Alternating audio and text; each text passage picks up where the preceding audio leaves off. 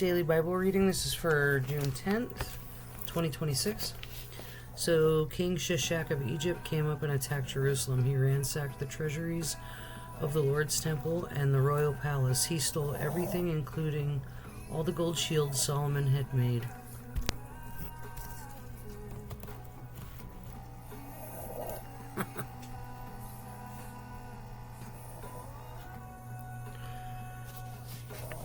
King Rehoboam later replaced them with bronze shield as substitutes, and he entrusted them to the care of the commanders and the guard who protected the entrance to the royal palace. Whenever the king went to the temple of the Lord, the guards would also take the shields and then return them to the guard room. Because Rehoboam humbled himself, the Lord's anger was turned away, and he did not destroy him completely. There were still some good things in the land of Judah. 1 Kings 14:25 through 28. In the 5th year of King Rehoboam's reign, King Shishak of Egypt came up and attacked Jerusalem. He ransacked the treasuries of the Lord's temple and the royal palace. He stole everything, including all the gold shields Solomon had made. King Rehoboam later replaced them with bronze shields as substitutes, and he entrusted them to the care of the commanders of the guard who protected the entrance to the royal palace. Whenever the king went to the temple of the Lord, the guards would also take the shields and then return them to the guard room. Summary of Rehoboam's reign. 2 Chronicles 12:15 through 16. The rest of the events of Rehoboam's reign, from beginning to end, are recorded in the record of Shemaiah the prophet and the record Iddo the seer, which are part of the genealogical record. Rehoboam and Jeroboam were continually at war with each other. When Rehoboam died, he was buried in the city of David. Then his son Abijah became the next king. 1 Kings 14:29 through 31. The rest of the events in Rehoboam's reign and everything he did are recorded in the book of history of the kings of Judah. There was constant war between Rehoboam and Jeroboam. When Rehoboam died, he was buried among his ancestors in the city of David. His mother was Naamah, an Ammonite woman. Then his son Abijam became the next king. Abijam rules in Judah. 1 Kings 15:1 through 5, 913 BC. Abijam began to rule over Judah in the 18th year of Jeroboam's reign in Israel. He reigned in Jerusalem 3 years. His mother was Maacah, the daughter of Absalom. Just one moment.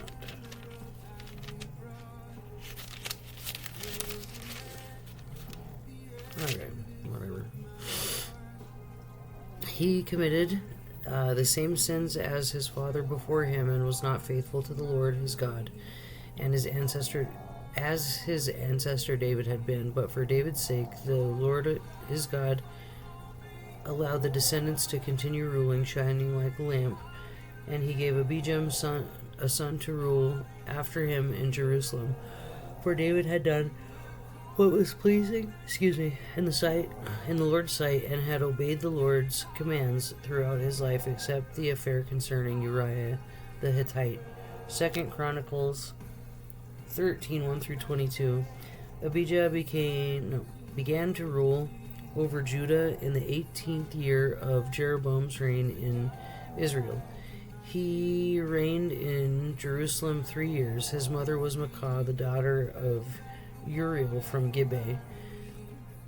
Then war broke out between Abijah and Jeroboam. Judah, led by King Abijah, fielded 400,000 select warriors, while Jeroboam mustered 800,000 select troops from Israel. When the army of Judah arrived at the hill of Ephraim, Abijah stood on Mount Zemaraim and shouted to Jeroboam and all Israel, "Listen to me, don't you realize that the Lord, the God of Israel, made a lasting covenant with David, giving him and his descendants the throne of Israel forever. Yet Jeroboam, son of Nebat, a mere servant of David's son Solomon, rebelled against his master. The whole gang of scoundrels joined him, defying Solomon's son Rehoboam when he was young and inexperienced and could not stand up to them. Do you really think that you can stand against the kingdom of the Lord that is led by the descendants of David?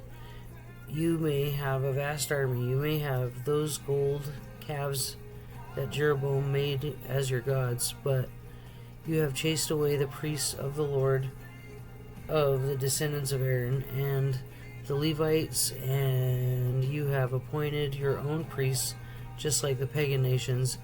You let anyone become a priest these days. Whoever comes to be dedicated with a young bull and 7 rams can become a priest of these so-called gods of yours. But as for us, the Lord is our God, and we have not abandoned him. Only the descendants of Aaron serve the Lord as priests, and the Levites alone may help them in their work. They present burnt offerings and fragrant incense to the Lord every morning and evening. They place the bread of the presence on the holy table, and they light the gold lampstand every evening. We are following the instructions of the Lord our God, but you abandoned him. So you see, God is with us. He is our leader. His priests blow their trumpets and lead us into battle against you. O people of Israel, do not fight against the Lord, the God of your ancestors, for you will not succeed. Meanwhile, Jeroboam had secretly sent part of his army around behind the men of Judah to ambush them. When Judah realized that they were being attacked from the front and the rear, they cried out to the Lord for help. Then the priests blew the trumpets, and the men of Judah began to shout at the sound of their battle cry. God defeated Jeroboam, and all Israel routed them before Abijah and the army of Judah. The Israelite army fled from Judah, and God handed them over to Judah in defeat. Abijah and his army inflicted heavy losses on them. 500,000 of Israel's select troops were killed that day. So Judah defeated Israel on that occasion because he trusted in the Lord, the God of their ancestors.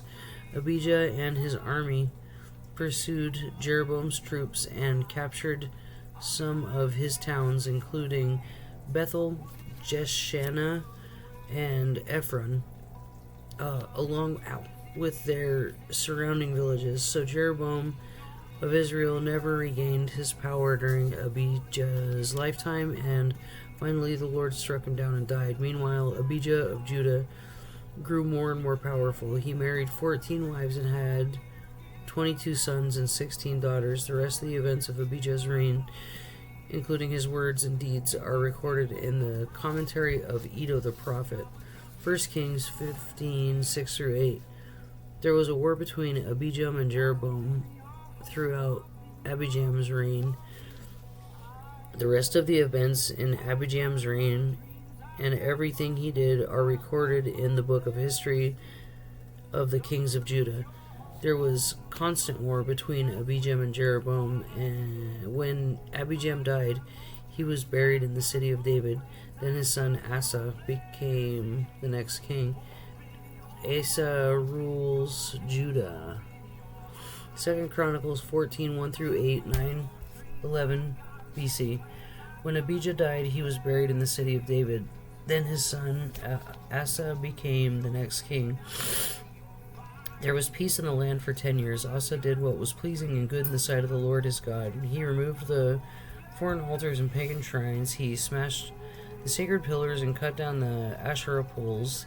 He commanded the people of Judah to seek the Lord and the God of their ancestors and to obey his law and commands.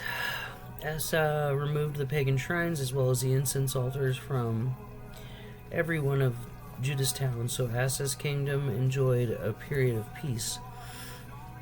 During those peaceful years, he was able to build up the fortified towns through Judah. No one tried to make war against him at this time, for the Lord was giving him rest from his enemies.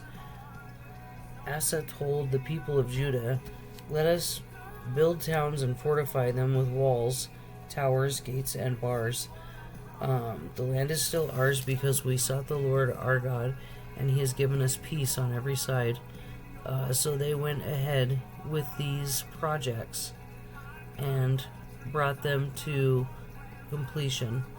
King Asa had an army of 300,000 warriors from the tribe of Judah, armed with large shields and spears. He also had an army of 280,000 warriors from the tribe of Benjamin, armed with small shields and bows. Both armies were composed of well-trained fighting men. 1 Kings 15:9 through 15. Asa began to rule over Judah in the 20th year of Jeroboam's reign in Israel. He reigned in Jeroboam's 41 years. His grandmother was Maacah, the daughter of Absalom. Asa did what was pleasing to the Lord's sight, as his ancestor David got rid of all the idols his ancestors made. He even disposed his grandmother Maacah from her position as queen mother because she had made an obscene Asherah pole. He cut down her obscene pole and burned it in the Kidron Valley. Although the pagan shrines were not removed, Asa's heart remained completely faithful to the Lord throughout his life.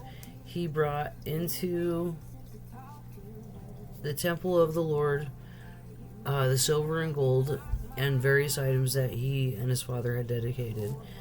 End of Jeroboam's reign. 1 Kings 14:19 through 20, 910 BC. The rest of the events in Jeroboam's reign, including all his wars and how he ruled, are recorded in the book of the history of kings of Israel. Jeroboam reigned in Israel 22 years. When Jeroboam died, his son Nadab became the next king. Nadab rules in Israel. 1 Kings 15:25 to 26, 910 BC. Nadab, son of Jeroboam, began to rule over Israel in the second year of King Asa's return in Judah. He reigned in Israel 2 years, but he did what was evil in the Lord's sight and followed the example of his father, continuing the sins that Jeroboam had led Israel to commit.